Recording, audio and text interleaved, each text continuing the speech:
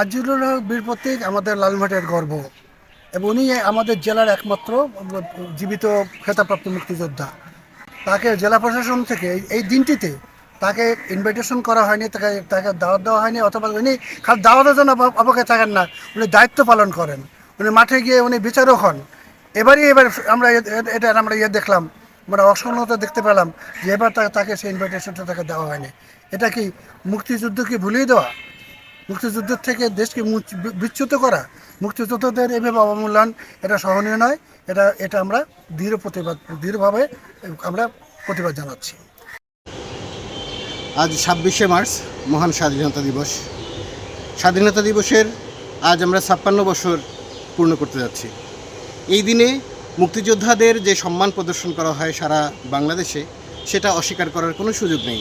কিন্তু লালমনিরহাটে আজকে যে ঘটনাটা ঘটল সেটা নিতান্তই দুঃখজনক। আমাদের লালমনিরহাট জেলায় একমাত্র বীর প্রতীক ক্যাপ্টেন আজিজুল হক আজ জেলা প্রশাসকের মাধ্যমে কোনো দাওয়াতপত্র পাননি। ফলে তিনি মানসিকভাবে এতই ভেঙে পড়েছেন যে তিনি আর কথা বলতে পারছেন না।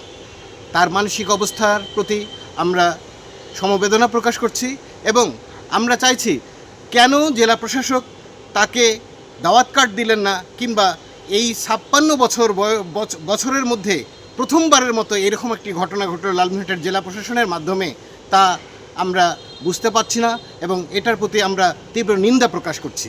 এবং আমরা চাই যে এটার একটা সুষ্ঠু তদন্ত হোক, কেন তাকে এই দাওয়াত কার্ড পত্রটা দেওয়া হলো না।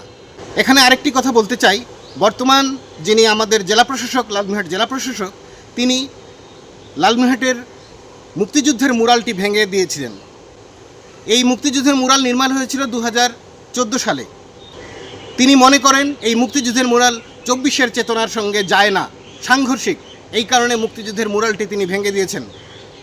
এবং এই ডিসি মহোদয় আবার ২১শের প্রোগ্রামে, ২১শে শহীদ মিনারে তিনি আমার ভাইয়ের রক্তে রাঙানো ২১শে ফেব্রুয়ারি গানটি বাজাননি। এ নিয়ে অনেক আলোচনা, অনেক সমালোচনার জন্ম দিয়েছেন তিনি। আমি তো বিস্মিত হয়েছি, কারণ একজন খেতাবপ্রাপ্ত মুক্তিযোদ্ধা, তাকে আমন্ত্রণ জানানো হয়নি। এটা সত্যিই লজ্জাস্কর ব্যাপার।